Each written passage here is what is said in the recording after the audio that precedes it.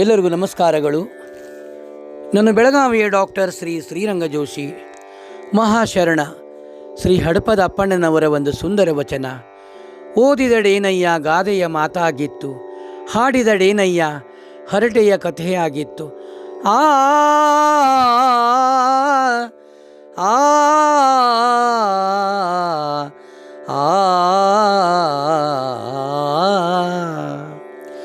ಓದಿದಡೇನಯ್ಯ ಗಾದೆಯ ಮಾತಾಗಿತ್ತು, ಓದಿದಡೇನಯ್ಯ ಗಾದೆಯ ಮಾತಾಗಿತ್ತು, ಹಾಡಿದಡೇನಯ್ಯ ಹರಟೆಯ ಕಥೆಯಾಗಿತ್ತು, ಹಾಡಿದಡೇನಯ್ಯ ಹರಟೆಯ ಕಥೆಯಾಗಿತ್ತು, ಓದಿದಡೇನಯ್ಯ ಗಾದೆಯ ಮಾತಾಗಿತ್ತು, ಹಾಡಿದಡೇನಯ್ಯ ಹರಟೆಯ ಕಥೆಯಾಗಿತ್ತು, ಓದಿದಡೇನಯ್ಯ ಗಾದೆಯ ಮಾತಾಗಿತ್ತು, ಹಾಡಿದಡೇನಯ್ಯ ಹರಟೆಯ ಕಥೆಯಾಗಿತ್ತು.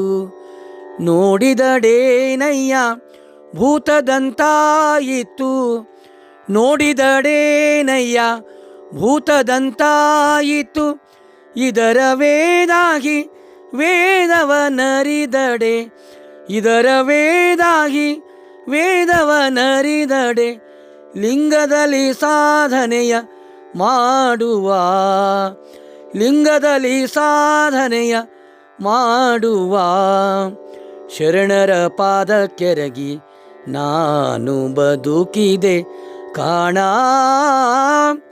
ಶರಣರ ಪಾದಕ್ಕೆರಗಿ ನಾನು ಬದುಕಿದೆ ಕಾಣ.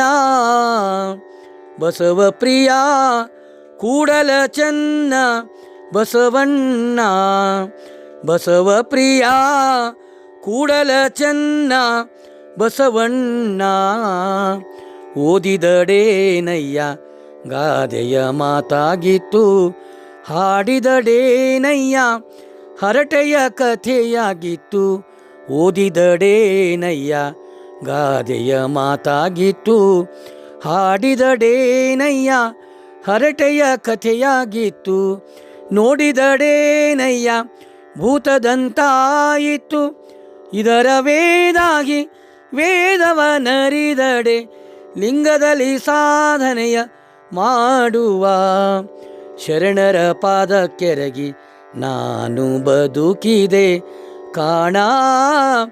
ಬಸವ ಪ್ರಿಯ ಕೂಡಲ ಚೆನ್ನ ಬಸವಣ್ಣ, ಬಸವ ಪ್ರಿಯ ಕೂಡಲ ಚೆನ್ನ ಬಸವಣ್ಣ, ಆ